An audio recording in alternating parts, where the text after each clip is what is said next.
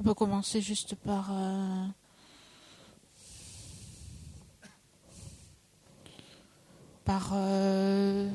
méditer un peu en silence 2 minutes pour se poser, s'ancrer dans le moment présent en gardant notre attention sur le corps, la posture et la respiration.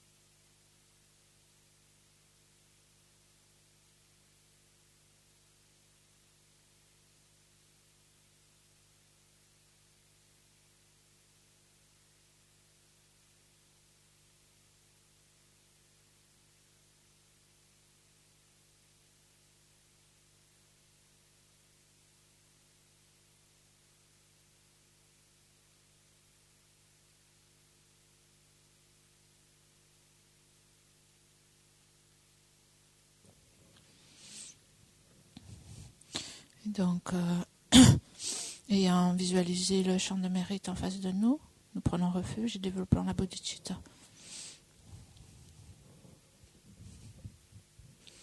Jusqu'à l'éveil, je prends refuge dans le Bouddha, le Dharma et la communauté suprême, la Sangha. Jusqu'à l'éveil, je prends refuge dans le Bouddha, le Dharma et la communauté suprême, la Sangha. Donc quand on fait la pratique, c'est bien de toujours essayer de se souvenir, visualiser tous les êtres autour de nous, de visualiser donc que nous faisons la pratique pour tous en même temps. Et aussi, autant que possible, se rappeler de penser à la vacuité. C'est-à-dire en prenant refuge, en faisant les différentes pratiques, nous pratiquons en fait la méthode au niveau de la vérité relative. Et donc, c'est bien aussi de joindre la sagesse en même temps pour pratiquer les deux, en fait, les deux accumulations en même temps que la méthode. Penser donc autant que possible à la vacuité de l'agent, de l'action, de l'objet.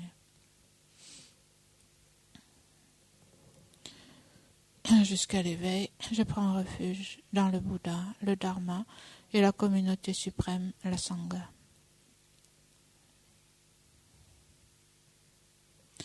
Grâce aux deux accumulations rassemblées par mes pratiques de la générosité, puissais-je devenir un Bouddha afin d'être bénéfique à tous les êtres. Grâce aux deux accumulations rassemblées par mes pratiques de la générosité et des autres perfections, puissais-je devenir un Bouddha afin d'être bénéfique à tous les êtres.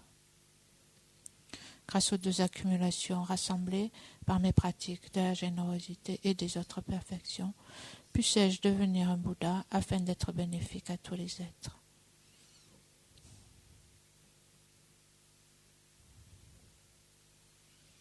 Donc nous essayons vraiment d'intégrer cette pensée, cette motivation de bodhicitta, de l'appliquer à l'esprit pour qu'elle fasse un avec notre esprit.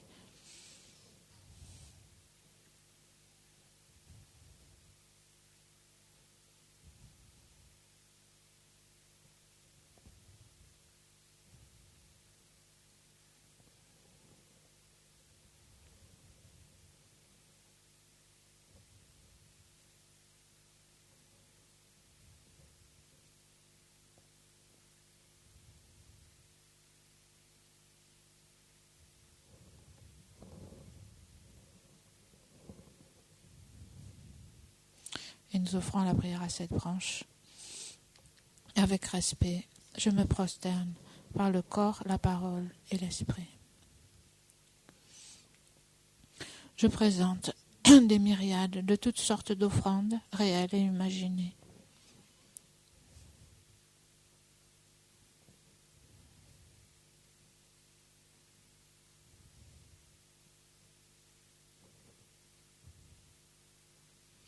Je confesse toutes les actions négatives accumulées depuis des temps sans commencement.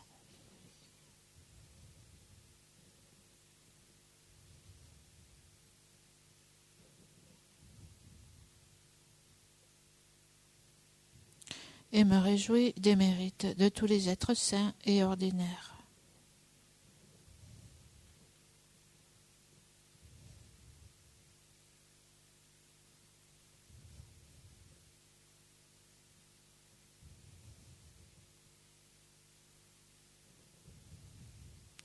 Ô maîtres et Bouddhas, demeurez, je vous prie, jusqu'à la fin du samsara et tournez la roue de Dharma pour les êtres.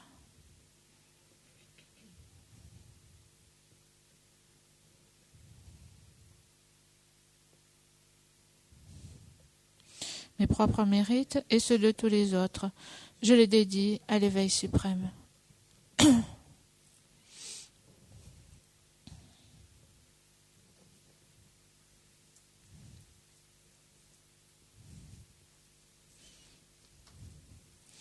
Cette terre, ointe d'encens, jonchée de fleurs, ornée du mont Méru, des 4 continents, du soleil et de la lune, je la visualise comme un chant de Bouddha et l'offre. Puissent tous les êtres jouir de cette terre pure. Je prends refuge et me prosterne devant le Maître et les 3 joyaux précieux. Veuillez, je vous prie, bénir mon esprit. Je vous fais la requête de pacifier immédiatement toutes les conceptions erronées, de la dévotion incorrecte envers le Maître jusqu'à la vue dualiste, dans mon esprit et dans celui de tous les êtres mémères. Je vous fais la requête de susciter dans mon esprit et celui de tous les êtres mémères toutes les réalisations correctes, de la dévotion au Maître jusqu'à l'éveil. Je vous fais la requête de pacifier tous les obstacles intérieurs et extérieurs qui entravent le développement de l'intégralité de la voie graduée vers l'éveil dans mon esprit et dans celui de tous les êtres mémères. Je prends refuge et me prosterne devant le Maître et les 3 joyaux précieux. Veuillez, je vous prie, bénir mon esprit. Je vous fais la requête de pacifier immédiatement toutes les conceptions erronées, de la dévotion incorrecte envers le Maître jusqu'à la vue dualiste dans mon esprit et dans celui de tous les êtres mémères. Je vous fais la requête de susciter dans mon esprit et celui de tous les êtres mémères toutes les réalisations correctes, de la dévotion au Maître jusqu'à l'éveil. Je vous fais la requête de pacifier tous les obstacles intérieurs et extérieurs qui entravent le développement de l'intégralité de la voie graduée vers l'éveil dans mon esprit et dans celui de tous les êtres mémères. Je prends refuge et me prosterne devant le Maître et les 3 joyaux précieux. Veuillez, je vous prie, bénir mon esprit. Je vous fais la requête de pacifier immédiatement toutes les conceptions erronées, de la dévotion incorrecte envers le Maître, jusqu'à la vue dualiste, dans mon esprit et dans celui de tous les êtres mémères. Je vous fais la requête de susciter dans mon esprit et celui de tous les êtres mémères toutes les réalisations correctes, de la dévotion au Maître jusqu'à l'éveil. Je vous fais la requête de pacifier tous les obstacles intérieurs et extérieurs qui entravent le développement de l'intégralité de la voie graduée vers l'éveil dans mon esprit et celui de tous les êtres mémères.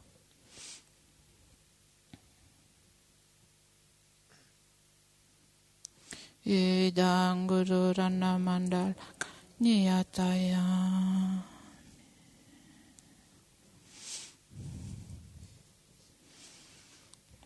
Donc, lorsqu'on lit la strophe suivante, une réplique du Maître vient au-dessus de ma tête et s'absorbe en moi. Et ensuite, donc, du champ de mérite, des lumières viennent et nous purifient et nous accordent les bénédictions. Précieux et glorieux Maître Racine, veuillez demeurer sur le lotus et le disque de lune au-dessus de ma tête. Dans votre grande bonté, veuillez me guider et m'accorder les réalisations de votre corps, de votre parole et de votre esprit. Veuillez me guider et m'accorder les réalisations de votre corps, de votre parole et de votre esprit. Vous êtes l'œil qui contemple l'immensité des enseignements, la porte d'accès suprême à la libération pour les êtres fortunés.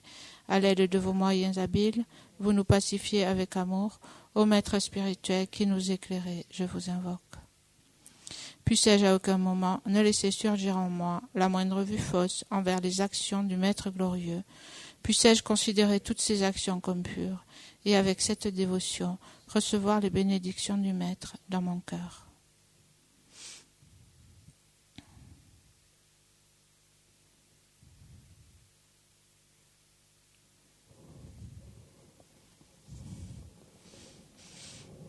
Donc, ayant invoqué les bénédictions du Maître pour faire la méditation,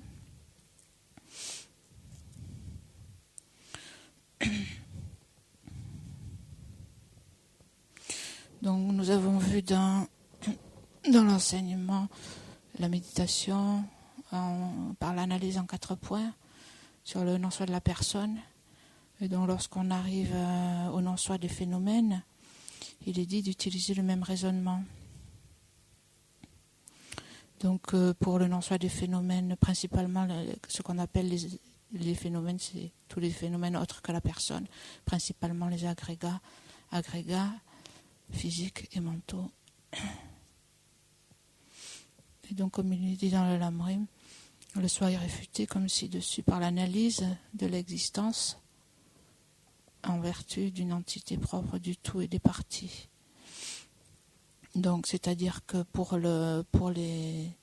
on utilise la même analyse que pour la personne avec les agrégats. Donc, en voyant si le phénomène désigné et la base de désignation, quel est le rapport entre le phénomène désigné et la base de désignation, hein. Tout comme entre la personne qui est désignée sur sa base de désignation des agrégats. Donc, en ce qui concerne les agrégats physiques et mentaux, on va voir si ils existent sur la base de sur leur base d'imputation.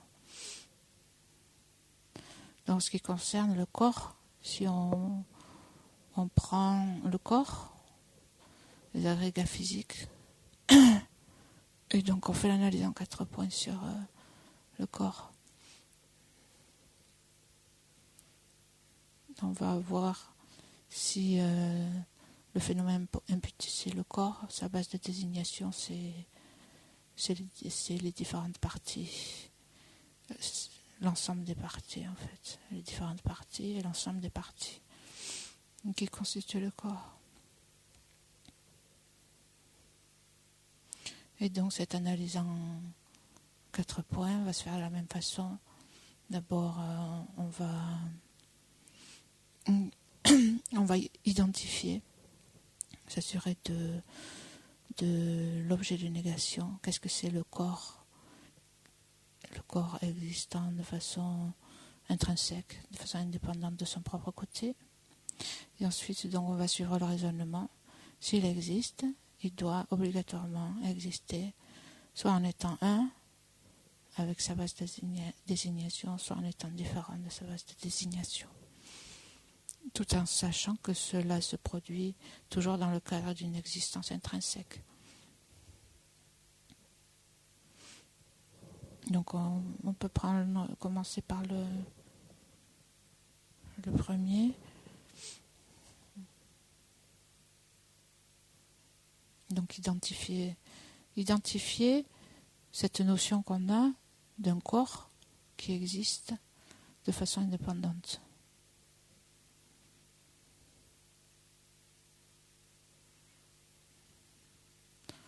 Donc tout comme on l'a vu pour la personne, en général, la façon dont les choses nous apparaissent, c'est comme ça, comme si elles existaient de leur propre côté, pas simplement comme étant désignées.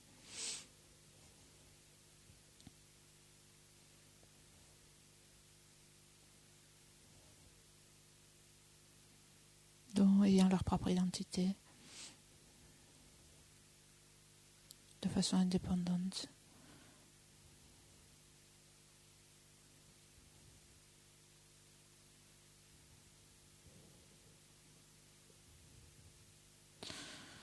Et donc, d'abord, nous commençons par essayer de réaliser comment la conception que nous avons de notre corps, en général,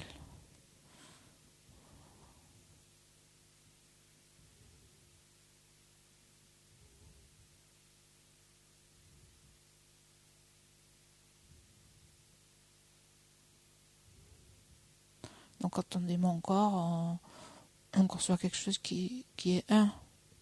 C'est un corps, j'ai pas 36 corps.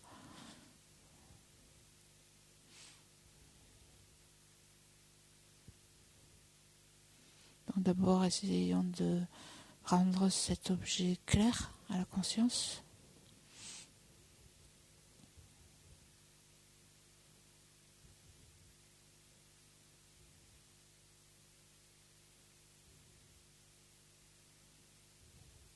Par exemple, si je me regarde, si je vois un reflet de moi-même dans un miroir, je vois mon corps.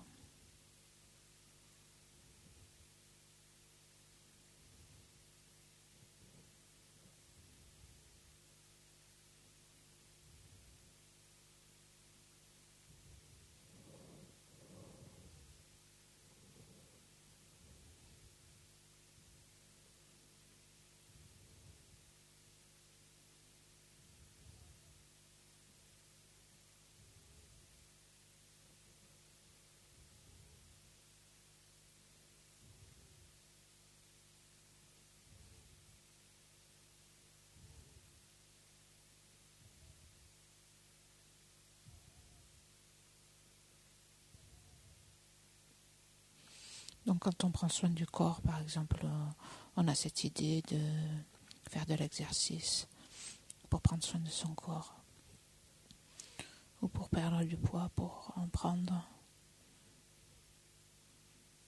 Donc on a ce concept du corps.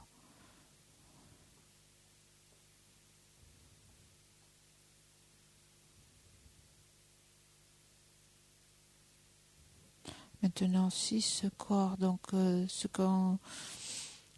qu'on essaie ici d'identifier, c'est pas le corps qui est simplement désigné, c'est le corps tel qu'il nous apparaît comme existant comme une chose, un phénomène existant en soi et une identité propre en tant que corps. Et donc le deuxième point, c'est de s'assurer du recouvrement, c'est-à-dire que si ce corps existe de cette façon, donc il doit être soit un avec sa base de désignation, soit séparé. Et ici, comme on parle d'existence, on n'est pas dans un cadre d'une existence conventionnelle, on est dans le cadre d'une existence véritable. Donc, ce corps qui existe de son propre côté, il doit faire il doit être complètement un avec les agrégats, soit complètement séparé des agrégats, sans relation avec eux. C'est-à-dire avec soit un avec les différentes parties qui le composent, sa base de désignation. Et donc le deuxième point, c'est ça, c'est s'assurer que c'est bien clair à la conscience, que toutes les possibilités sont là. Tout est recouvert par ces deux. S'il existe de cette façon, il existe soit un avec ses parties à l'intérieur, ou un avec ses parties, soit complètement séparés. Et qu'il n'y a pas de troisième alternative, il n'y a pas d'alternative, pas de troisième possibilité. Donc il faut réfléchir et s'assurer qu'on ait bien compris ce point, bien accepté ce point.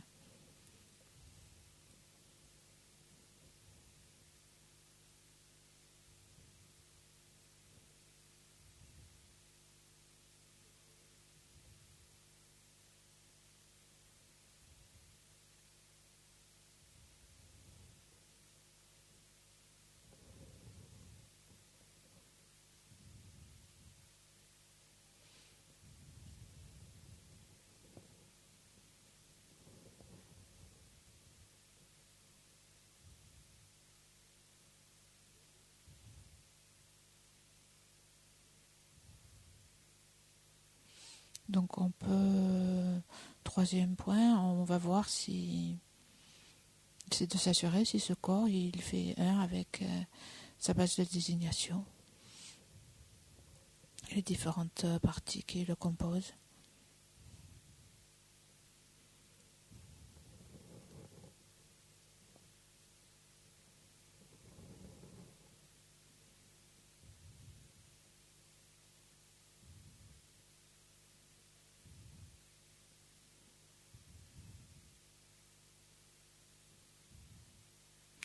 Donc, où se trouve le corps dans le corps, dans cet ensemble de parties,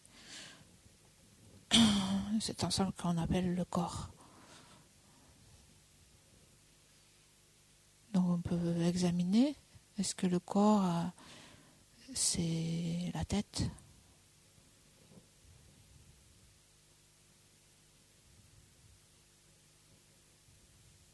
Est-ce que le corps, c'est le cerveau, la cervelle ? Est-ce que c'est les yeux ? Est-ce que c'est le nez ?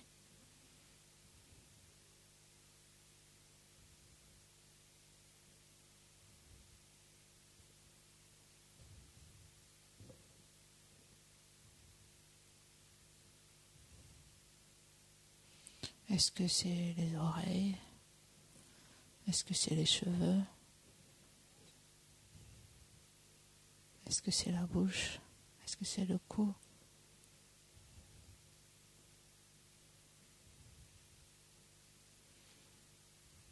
Et donc, ça ne suffit pas quand on fait la méditation, il faut vraiment entrer dedans, pas se dire, pas balayer ça juste d'un revers de main en se disant mais je sais bien que c'est pas ça.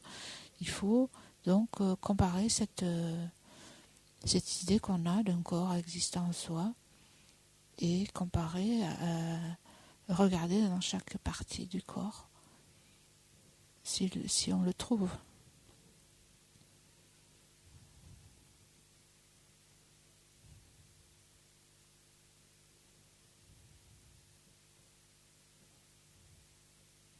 Donc, est-ce qu'elle est dans les épaules, dans le dos,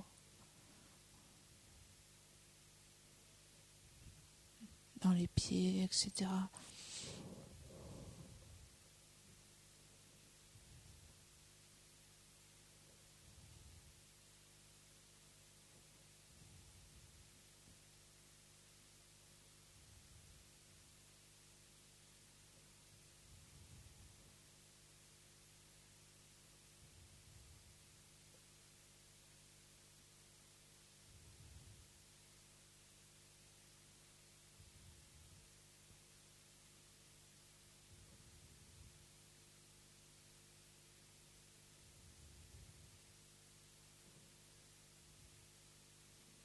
Donc, est-ce qu'il est dans les différents organes à l'intérieur du corps ?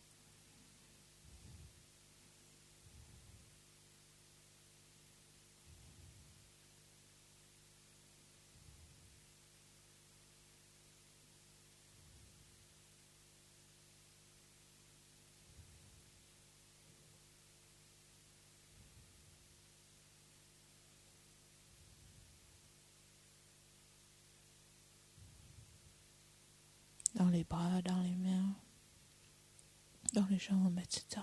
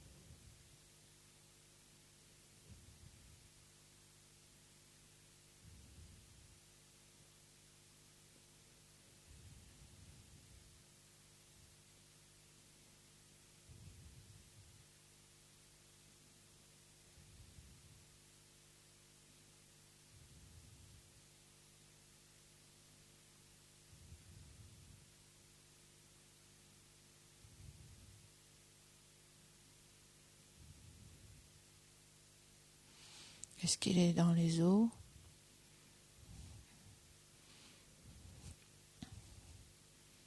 Est-ce que c'est le sang ? Est-ce que c'est la peau ? Est-ce que c'est la chair ?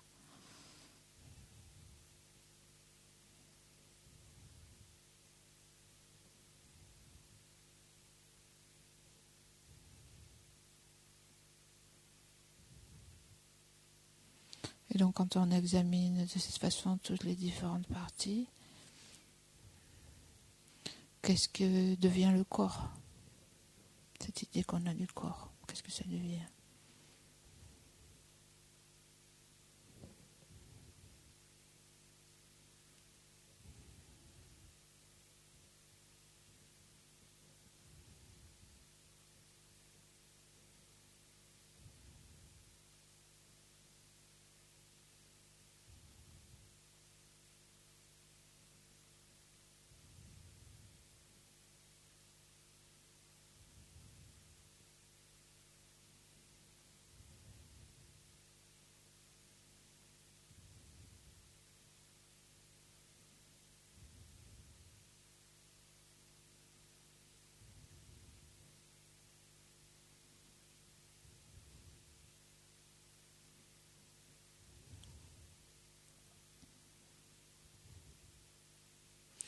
Et peut-être on peut en arriver à se dire, d'accord, chaque partie n'est pas le corps, mais peut-être à l'ensemble des parties le corps, la collection.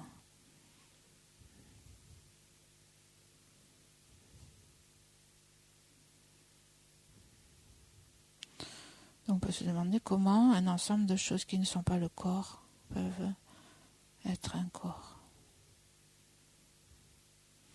Et si on pense que c'est la collection, l'ensemble des parties, à ce moment-là, on devrait pouvoir, si cet ensemble est le corps, si on enlève tout ce qui n'est pas le corps, rester avec quelque chose qui est le corps.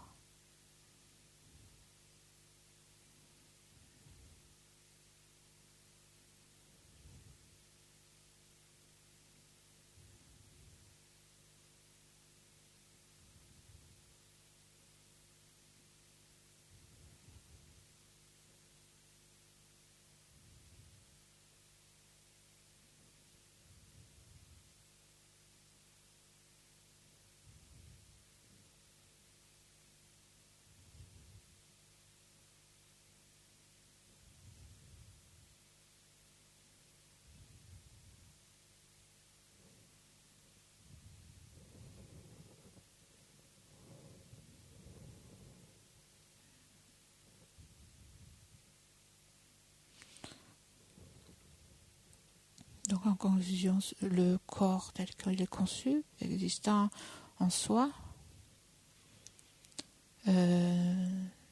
n'existe pas. On ne peut pas le trouver dans le corps, dans sa base de désignation, qu'on appelle le corps.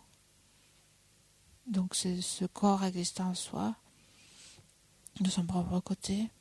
S'il n'est pas un avec sa base de désignation, maintenant il nous reste à regarder, est-ce qu'il est séparé? Est-ce qu'il existe en étant différent? En étant différent dans le sens de complètement différent sans relation.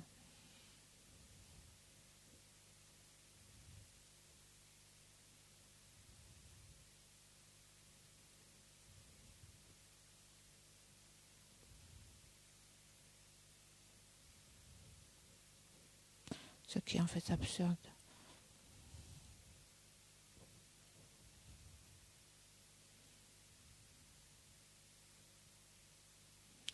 Parce que à ce moment-là, on devrait pouvoir dire que bien que l'ensemble des parties qui servent de base de désignation est assis ici dans la gompa, on devrait pouvoir dire que mon corps est assis dehors.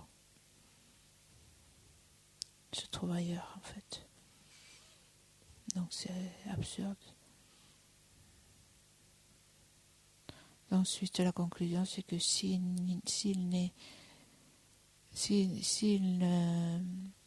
ce corps qui a sa propre identité, qui existe vraiment, n'est ni séparé ni un avec sa base de désignation, les différentes parties, l'ensemble des parties qui forment la base, donc ce corps n'existe pas. Ce corps donc qui qui est conçu comme étant un et qui a qui détient sa propre identité,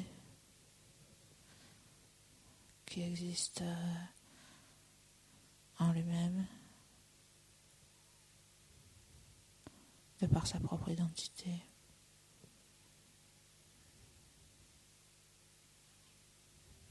On pourrait dire aussi de sa propre essence, ou par sa propre nature, ou par ses propres caractéristiques.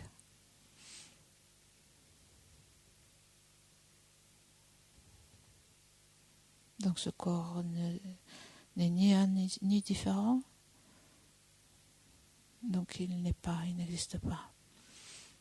C'est juste un objet conçu par une conscience ignorante qui saisit ce type d'existence, qui saisit le soi, ici d'un phénomène.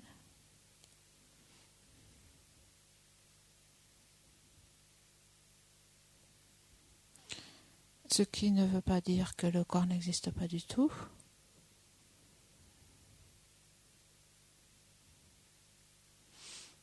Puisque on est tous d'accord pour parler de corps, mon corps, ton corps, son corps. Donc, si on regarde en fait de la façon dont il existe comme une simple désignation sur l'ensemble, une collection, un ensemble de parties qui fonctionnent d'une certaine façon, qui correspond donc à l'appellation, à la désignation, au concept qu'on a d'un corps. C'est la façon dont il existe.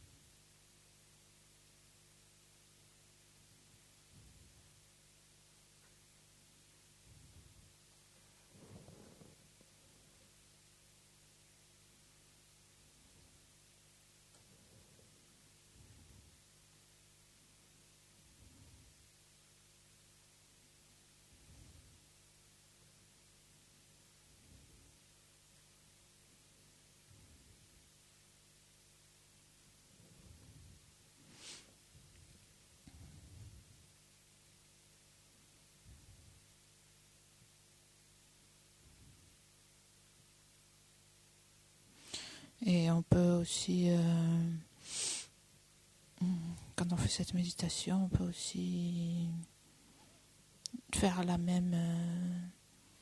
utiliser la même analyse pour les différentes parties du corps. Par exemple, par la main, sur la main.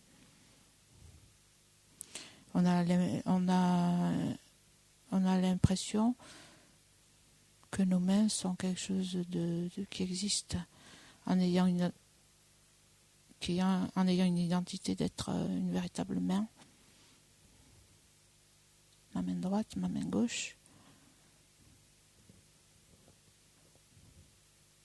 Mais si on examine aussi, est-ce que cette main qui existe véritablement, est-ce qu'elle est une avec ses parties? Est-ce qu'elle est différente de ses parties?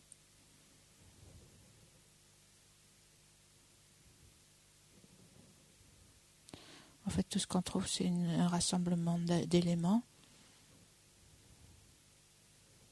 qui ne sont pas une main. Donc les doigts ne sont pas la main, l'ongle n'est pas la main, la paume, le dos de la main. Et donc, où est la main? Donc la main est une simple désignation sur l'ensemble des parties.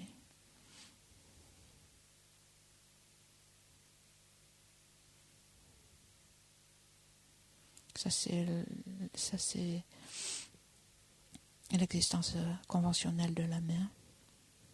La main qui existe, c'est juste ça.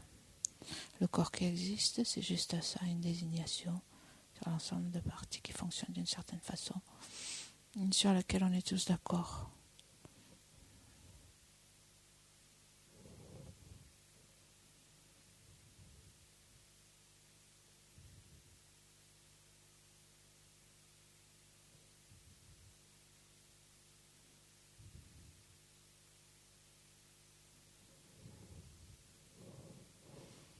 Et donc, Shantideva, dans le Bodhisattva Charyavatara,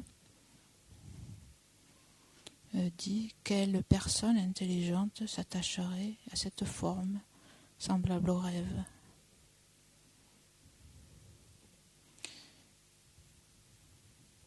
Quand de cette manière le corps n'existe pas, comment distinguer masculin et féminin?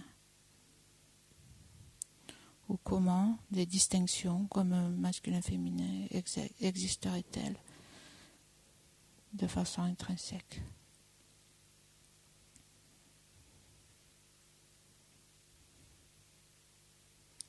Ou toute autre distinction.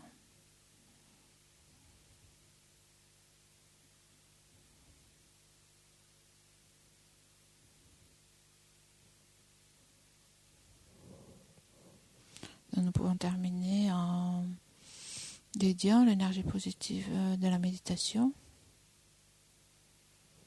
pour que la sagesse de la vacuité qui n'a pas vu le jour voit le jour et que celle qui est née ne dépérisse pas mais se développe tout le temps dans notre esprit et dans celui de tous les êtres.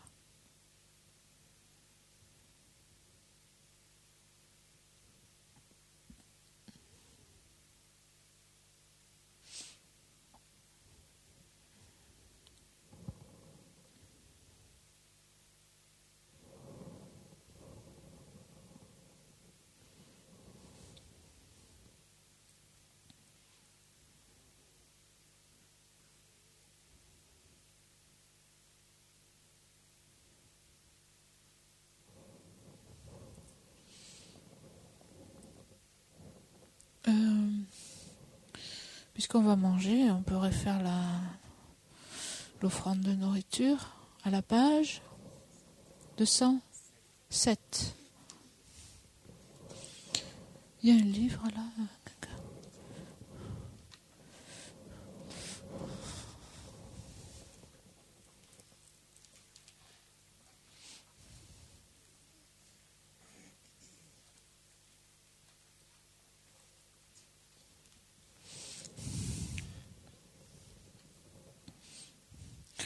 Om Aho, Om Aho, Om Aho.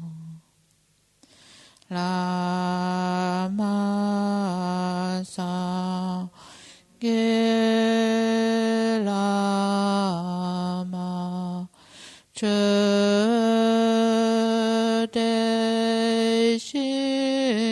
Lama Gendunde Kongije Polama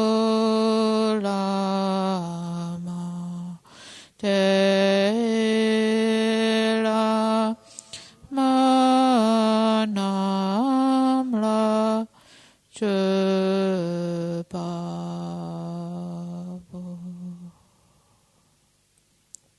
Puissions-nous, ainsi que notre entourage, dans toutes les vies à venir, ne jamais être séparés des trois joyaux, faire continuellement des offrandes aux trois joyaux et recevoir l'inspiration des trois joyaux. Au Maître suprême, le Bouddha précieux, au refuge suprême, le Dharma précieux, au guide suprême, la Sangha précieuse, aux trois joyaux, objets de refuge, je fais offrande.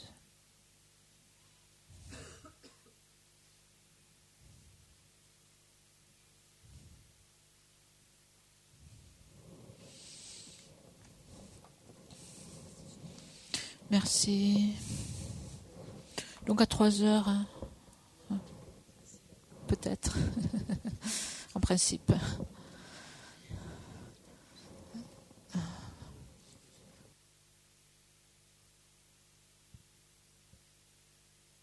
Oui, donc je vous rappelle, au cas où vous auriez passé à travers les mailles du filet, que si vous rendez votre travail, hein, Françoise elle va le cocher, moi je regarde un petit peu peut-être, et on va le corriger ensemble à 3 heures.